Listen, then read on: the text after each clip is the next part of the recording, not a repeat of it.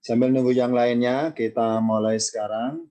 Assalamualaikum warahmatullahi wabarakatuh. Pada pertemuan ini akan kita pelajari, tepatnya bersifat tematik, pelajaran ngaji tematik mengenal surat At-Taubah yang ada di Al-Quran. Akan kita ungkap beberapa hal yang ada hubungannya dengan surat At-Taubah. Pertama kita buka dulu dari judul atau nama suratnya, surat At-Taubah, pada tampilan berikutnya.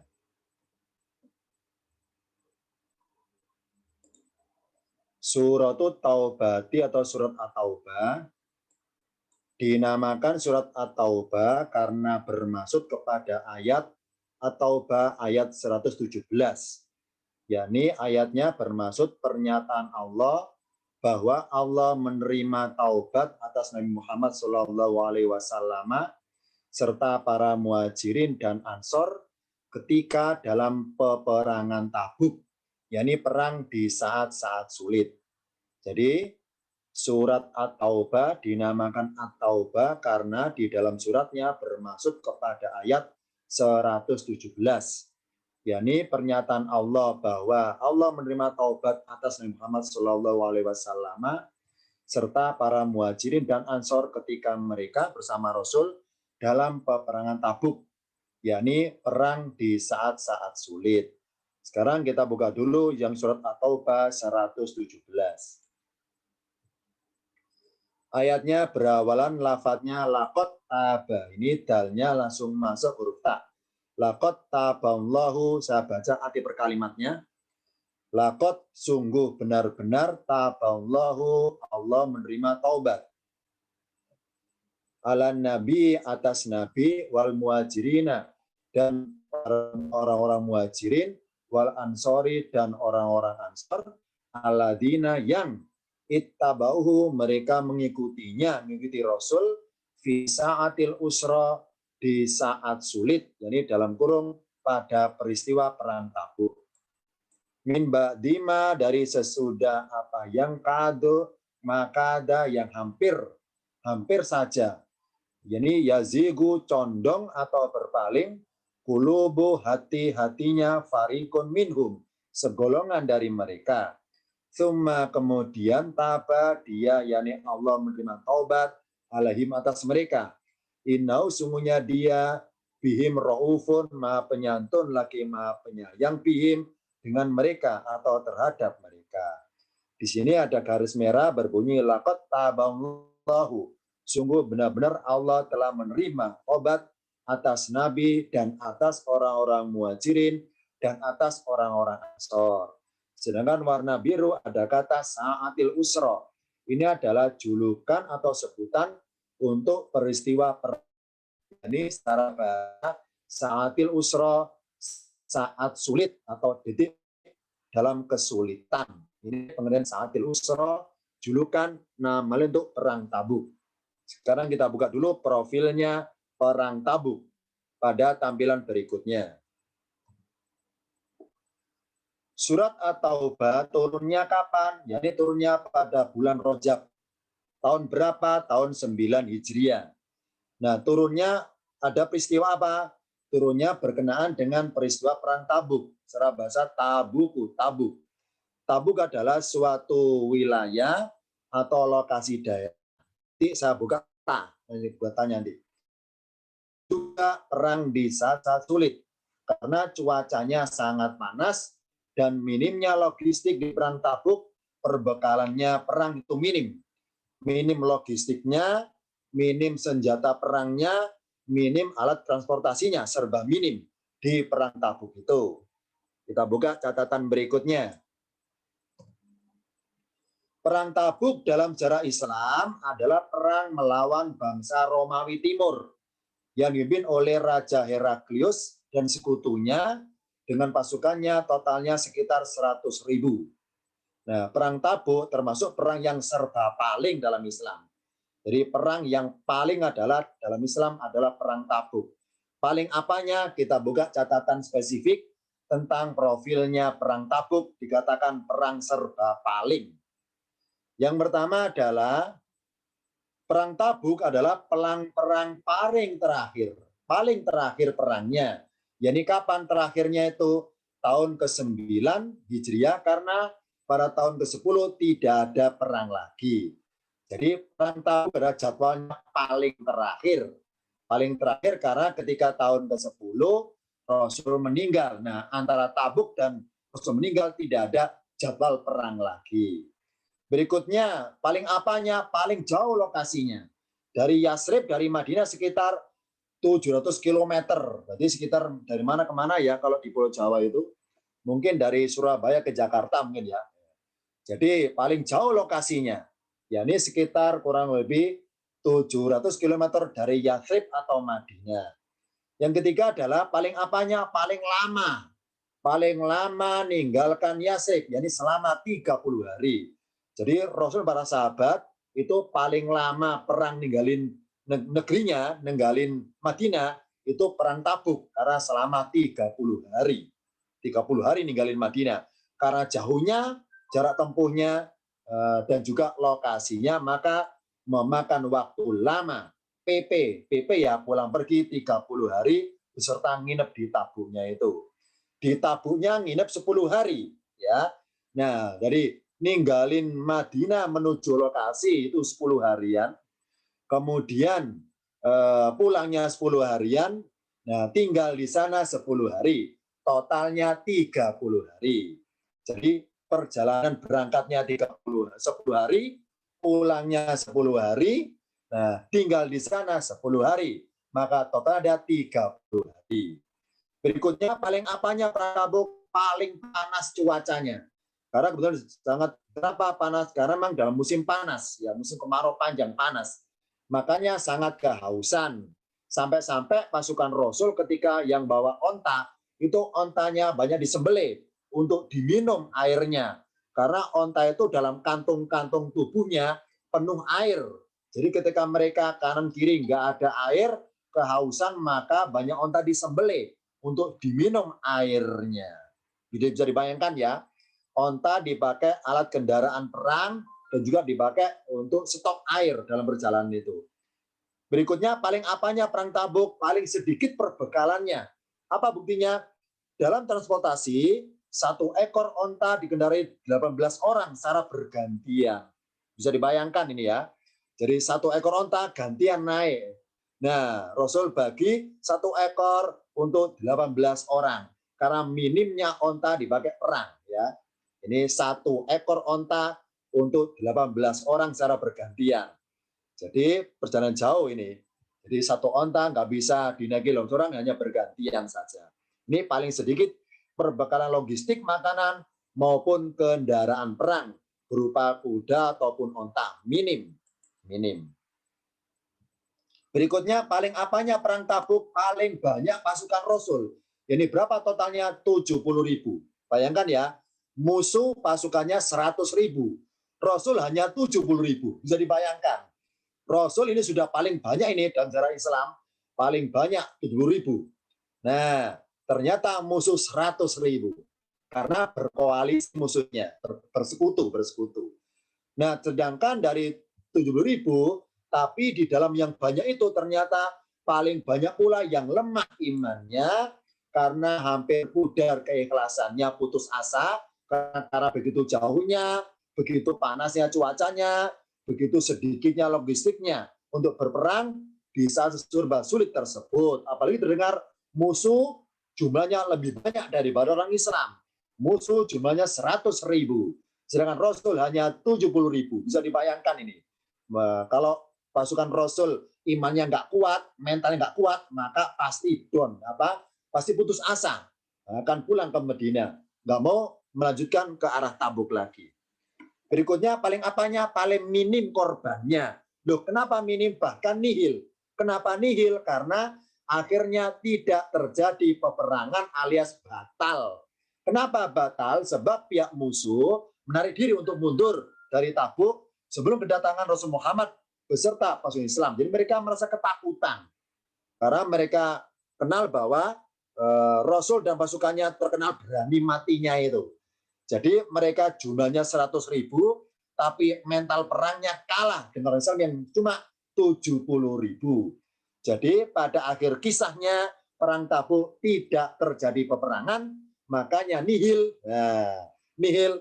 Akhirnya Rasul ngapain 10 hari di sana itu? Rasul melobi-lobi ya, mengunjungi beberapa kampung-kampung Islam dan juga mereka yang non-Muslim untuk diajak bersifat kerjasama maupun ada hubungan sifatnya perdamaian dengan beberapa wilayah yang dikuasai orang-orang Nasrani. Ini paling minim korbannya, bahkan nihil karena tidak jadi perang. Musuhnya mundur sebelum kedatangan umat Islam ketika di Tabuk tersebut. Sekarang kita buka peta perang Tabuk. Maaf ya, ini saya ngutip dari kitab Atlas Al-Quran. Ini karena kitabnya yang orisinil, yang bahasa Arab, maka tulisannya bahasa Arab ini. Pertama kita lihat dari peta ini yang warna hijau. Saya dari kanan ya. Ini bacanya Al-Madinatul Munawwaratu. Madinah Al-Munawwarah. Dari Madinah, terus para sahabat berjalan menuju Tabuk. Pertama transit di Madainus Solih, di negerinya Nabi Soleh alaihissalam. Setelah di situ, ingat ya, perjalanan 10 hari. Entah berapa kali nginepnya. Jadi 10 hari kemudian lanjut lagi perjalanan OTW lagi ke arah Tabuk. Nah, ketika Rasul sampai di Tabuk, musuhnya sudah mundur duluan. Akhirnya di Tabuk nggak ada peperangan. Akhirnya Rasul membagi pasukan ke negeri-negeri yang di situ banyak bisa bersahabat dengan orang Islam, didatangi untuk syiar agama Islam ke berbagai negeri-negeri dari Tabuk menuju ke utara maupun ke arah timur. Nih keterangannya dalam petanya. Jadi Rasul selama 10 hari ngapain aja para sahabat? Menyebarkan Islam ke berbagai wilayah-wilayah di situ yang bisa diterima. Islam bisa bersahabat dengan mereka. Sedangkan musuh ya, sudah kasarnya dalam tanda kutip lari duluan karena mereka takut mundur mereka ke negerinya Romawi sana. Ini peta singkat dari perang Tabuk. Jadi surat At-Taubah ada hubungannya dengan peristiwa perang Tabuk. Sekarang kita bahas profilnya surat At-Taubah. Surat At-Taubah urutan turunnya setelah surat Al-Maidah dan merupakan surat terakhir yang turun di Madinah. Surat terakhir. Tapi meskipun urutan terakhir, surat At-Taubah termasuk dalam 7 surat panjang yang pertama yang dimaksud oleh Rasul. Ini saya ngutip dari kitab Tafsir Ibnu Katsir dan kitab Tafsir Al-Kasaf. Saya baca lafaz itu Rasul.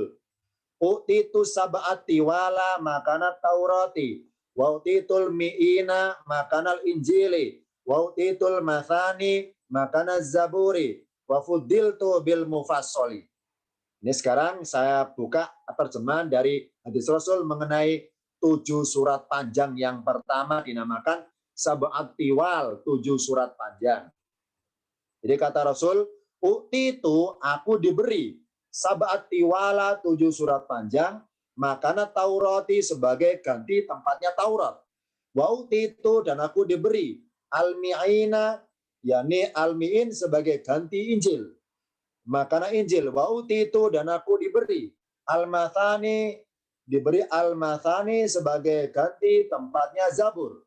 Wa fuddiltu dan aku diutamakan bil mufassal dengan surat-surat dengan sebutan Al-Mufassal.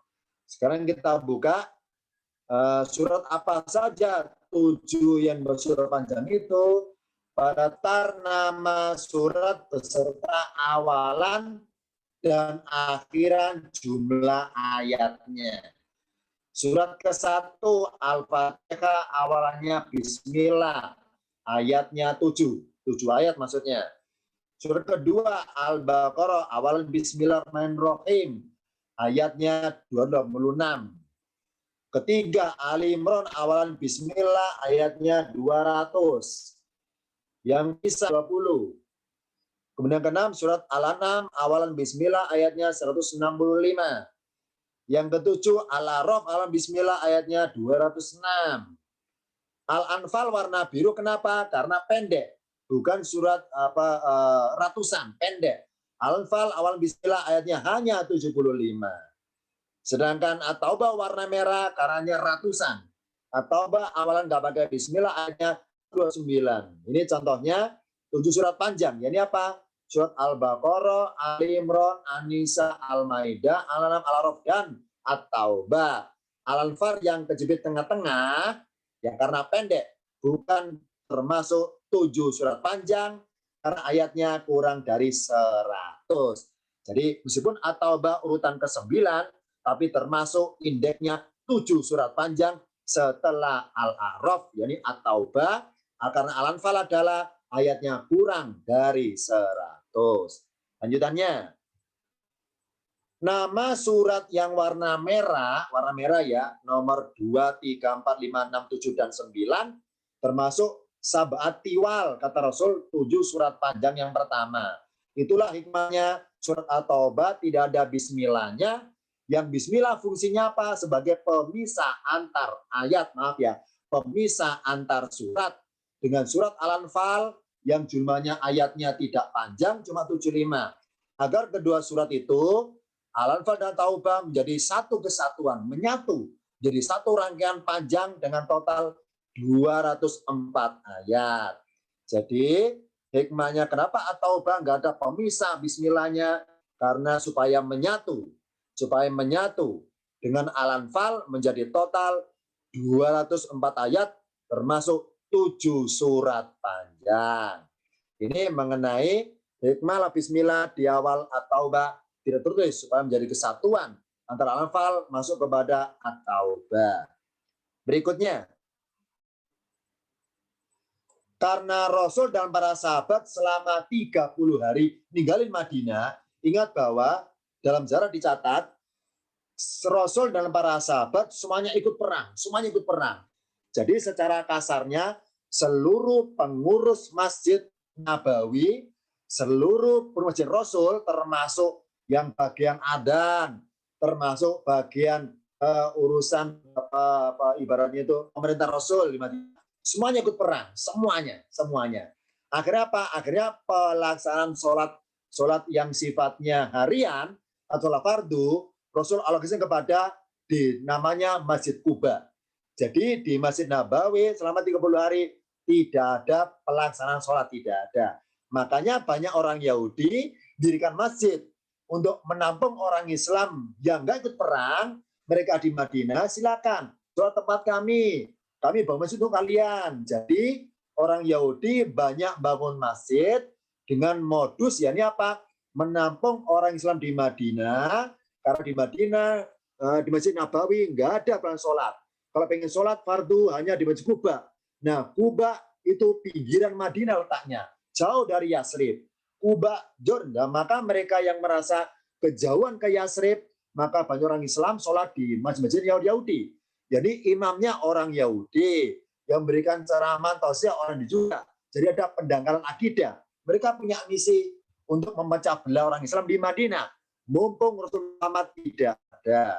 Jadi Allah ini di sini ada ayatnya. Waladina, dan orang-orang yang itakhadu, mereka menjadikan masjid dan masjid diroron untuk menimbulkan kemudorotan atau bahaya. Wa kufron, dan untuk menimbulkan kekafiran. Wa tafriqon bainal mu'minina, dan untuk memecah belah di antara orang-orang mukmin. Wa irsadan liman haraballah, dan mereka menunggu kedatangan orang yang telah memerangi Allah dan Rasulnya sebelum dahulu.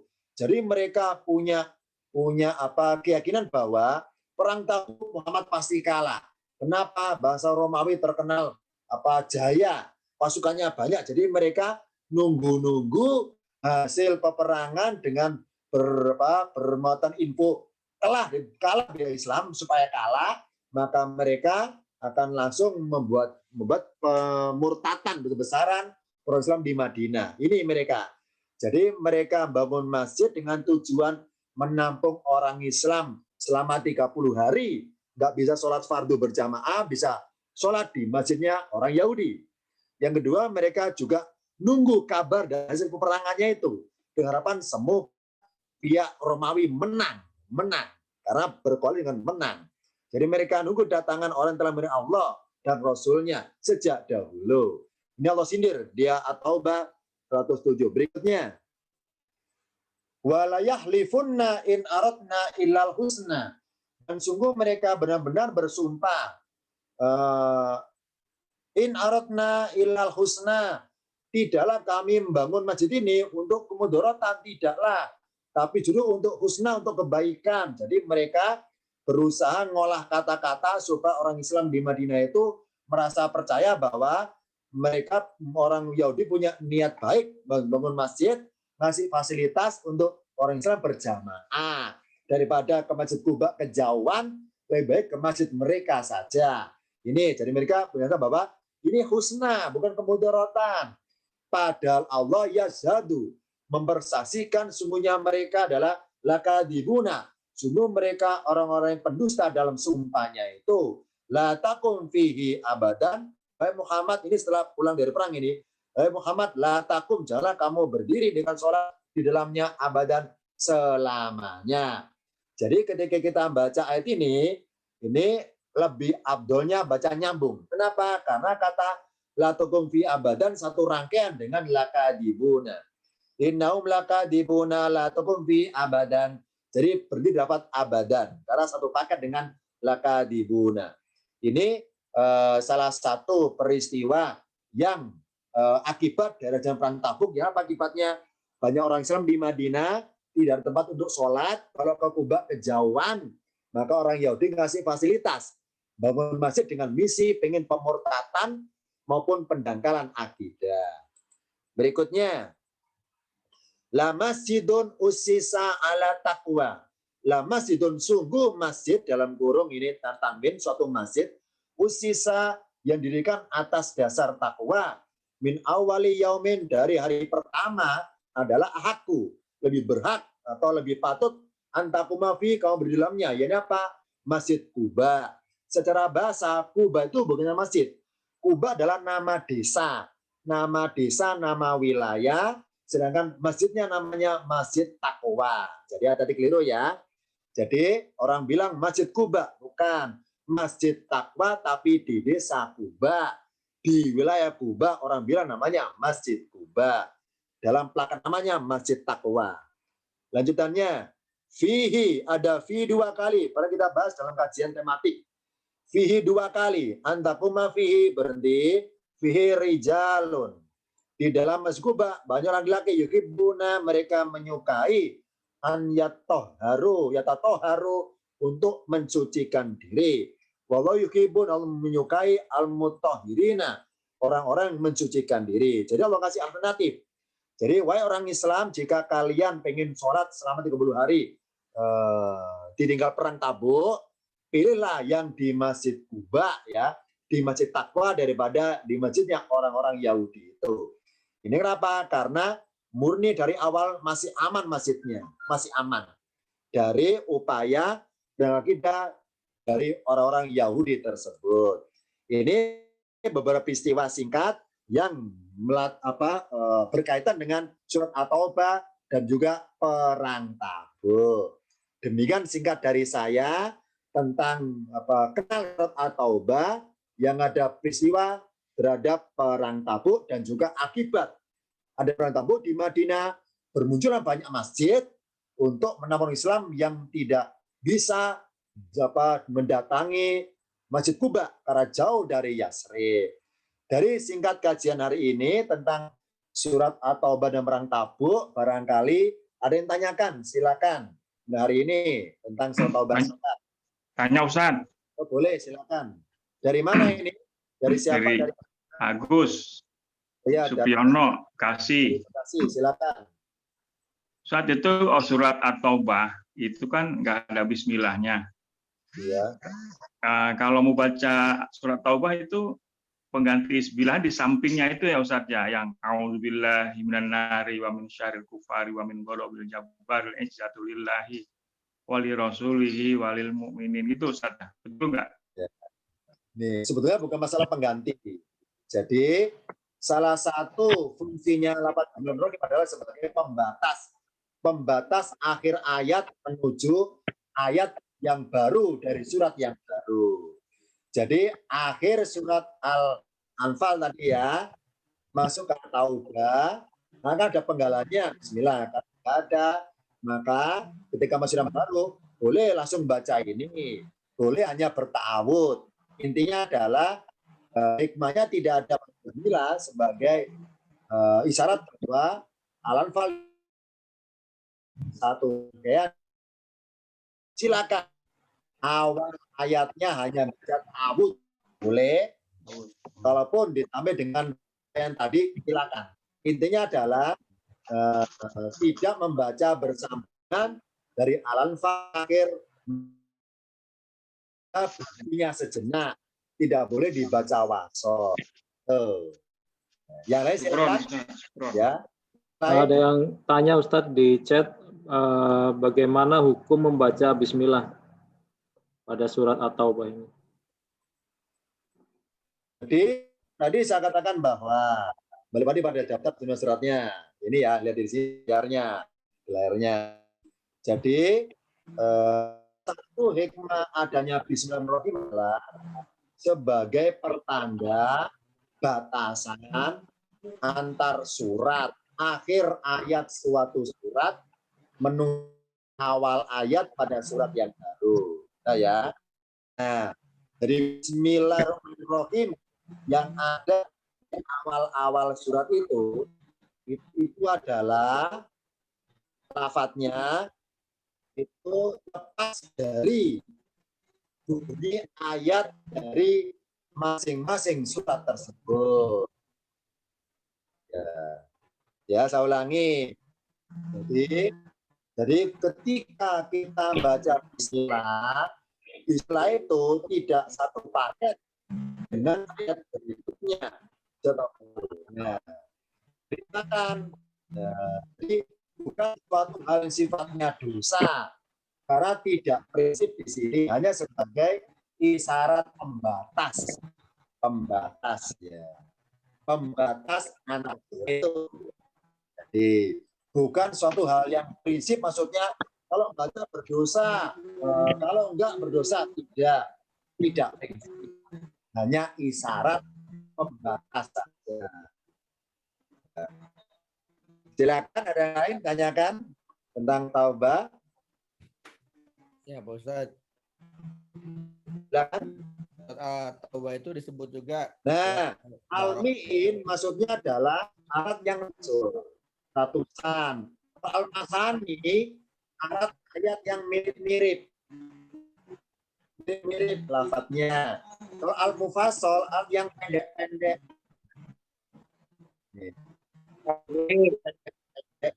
Pendek-pendek. Bedanya itu istilahnya. Mi'in kata mi'ah. Mi'atur 100. Mi'in kumpulan 100. Jadi kata al-mi'in bermaksud suratnya isinya 100. Silakan yang lain. Sementara dari Ustaz, di Al-Quran total surat itu ada 11 surat. Berarti lafaz Bismillah itu jadi berkurang dong, Ustaz. Jadi enggak 114, jadi 100. Oh gitu. Benar ya. Agar jelas saya ambil pulpen dulu. Akan satu di layarnya langsung. Bentar ya. Pakai whiteboard, silakan di layar saya tulis ya. Nah, ini kita mengungkap Al-Quran dari segi sudut pandang angka-angka. Jadi apa? Ternyata Al-Quran dibuktikan dari sebagai sudut pandang ternyata mengandung mukjizat. Contohnya dari segi angka-angka. yakni angkanya sistematis. Saya tulis ya, tulis. Jumlah surat ya. Jumlah surat, maaf ya, saya ganti pulpen dulu biar enggak merah. Maaf. Saya belum ganti tintanya, maaf. Jadi jumlah surat 114. Nah, ya, saya hapus dulu. Nah, sekarang saya tulis lagi. Jadi jumlah surat 114. Nah, masing-masing surat di Al-Quran memakai lafadz Bismillahirrahmanirrahim. Nah, ya, kita dulu satu ini jadi kita jelas. Rahmanirrahim. Nah, ya, ini nggak usah sarokat, udah bisa baca sarokat. Nah, karena masing-masing surat ada awak. Bentar ya, di tempat saya sinyalnya internet putus nyambung. Mungkin suara saya terputus, saya ulangi. Jumlah surat ada 114. Ya. Sedangkan masing-masing surat itu batasannya diawali lafaz Bismillahirrahmanirrahim. Oh, berarti jumlah lafaz Bismillahirrahmanirrahim ikuti jumlah surat, gitu kan ya. Ini berapa? 114. Ternyata ada satu surat yang tidak ada bismillahnya, tidak ada. Ini apa? Surat At-Taubah. Oh, berarti jumlah bismillahnya berkurang dong. Apa? Karena ada hikmahnya. Allah adakan dalam firman-Nya ada satu surat yang di dalamnya terdapat dua bismillah. Yang pertama bismillah di awal ayat sebagai pembatas surat. Yang kedua bismillah di dalam surat itu.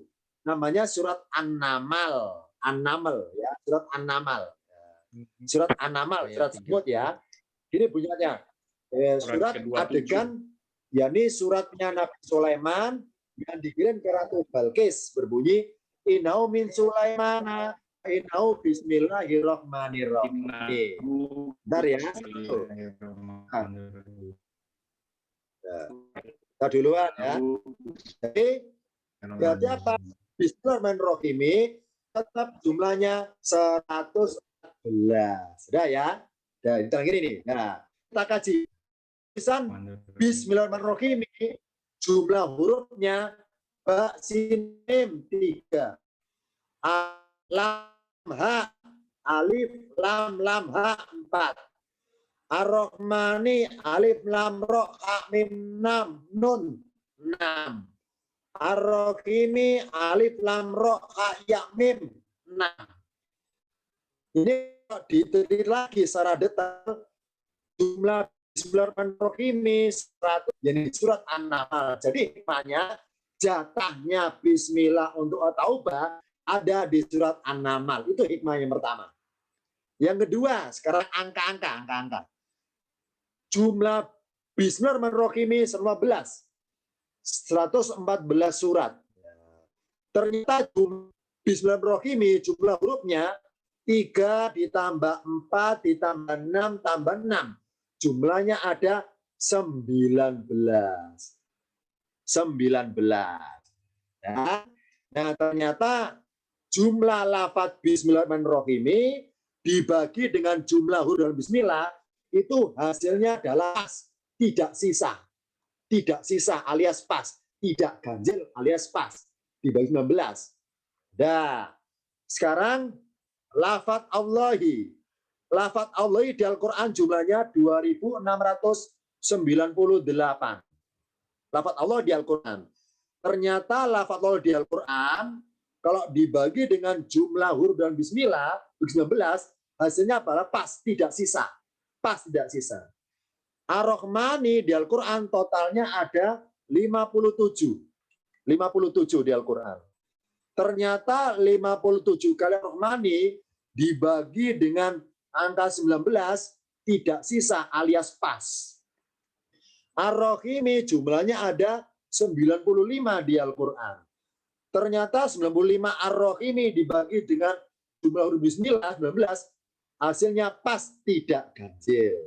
Nah, sekarang saya hapus dulu ya, bentar. Ya. Lafaz Allah jumlahnya 2698. Ar-Rahmani jumlahnya 57. Ar-Rahimi jumlahnya 95. Jumlah lafaz Bismillahirrahmanirrahim 114. Jumlah huruf dalam Bismillah 19. Nah, 19 adalah salah satu angka yang istimewa di Al-Quran. Alaiha tis'ata asyar. Jadi, alaiha di atasnya. Jadi nanti di neraka, di atas neraka, ada malaikat-malaikat penjaga. Jumlahnya 19. Alaiha tis'ata asyar. Silakan cari tahu. Dari surat apa itu? Berbunyi alaiha tis'ata asyar. Udah ya? 19. Nah, sekarang kita lihat angka-angka ini. Lafaz Allah 2698. Ar-Rahmani 57. Ar-Rahimi 95. Sekarang kita lihat selisihnya. 2 dengan 6 selisihnya 4. 6 dengan 9, 3. 9 dengan 8 selisihnya 1. 8 dengan 5, 3. 5 dengan 7 selisih 2. 7 dengan 9 selisih 2. 95 selisihnya 4. Nah, selisihnya pun kalau di total jumlahnya 19. Nah, ini contohnya. Oh, berarti Al-Quran ditulis secara angka-angka itu sistematis. Makanya kenapa lafaz bismillah tidak pakai alif. Langsung bismi, ba, sin, mim. Kalau berbunyi seperti di surat Al-Alaq, Iqra bismi rabbikal ladzi khalaq. Kalau berbunyi bismi pakai alif, tentu jumlahnya ada 20. 20 huruf. Kalau 20, maka tidak sistematis. Kita buktikan, lafaz Allah 298 dibagi 20 mungkin bisa pas. Kalau 57 bagi 20 akan ganjil. 95 bagi 20 akan ganjil, tidak pas, tidak sistematis. Ini hikmahnya lafaz bismillahirrahmanirrahim ini, lafaz bismi tidak ada alifnya. Kalau al-alaq ada alifnya. Khusus bismillahirrahmanirrahim ini tidak alifnya supaya hikmahnya sistematis, serba identik angka 19. Ya, alaiha tis'ata asara. Ini hikmahnya.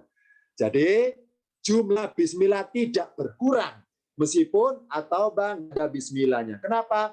Karena di surat urutan ke-27 namanya surat An-Naml, di situ ada 2 lafaz bismillah. Bismillah awal surat dan bismillah di tengah-tengah surat yang berbunyi innahu min Sulaimana wa innahu bismillahirrahmanirrahim. Jadi tidak berkurang jumlah bismillahnya. Ya, lain tanyakan silakan sementara untuk hari ini. Kalau tidak ada, mungkin sekian dulu dari saya tentang surat Taubah yang memang ada kaitan dengan peristiwa perang Tabu itu perang yang dalam tanda kutip ya tidak jalan. Musuh kedatangan pasukan Rasul 100.000. Rasul hanya 70.000. Logikanya pasti kalah Rasul. Tapi atas kuasa Allah ternyata musuh kalah sebelum perang. Yani mengundurkan diri di medan perang. Balik pulang ke negeri mereka. Ini namanya perang Tabuk, perang yang serba paling ya tadi katakan ya, serba paling. Paling segalanya ya. Paling minim korbannya karena nihil. Paling karena nggak kuat perang karena itu hausnya paling banyak secara Islam total 40.000.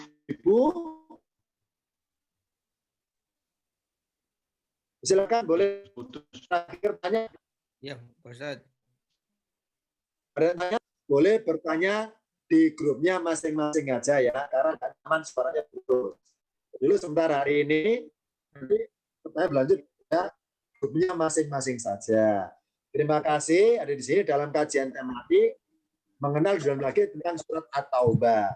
Demikian kita jumpa lagi insya Allah pada kajian tematik yang lainnya tepatnya pada hari Kamis di jam yang sama jam 8 malam. Betul. Akhir kalam. Wassalamualaikum warahmatullahi wabarakatuh. Waalaikumsalam.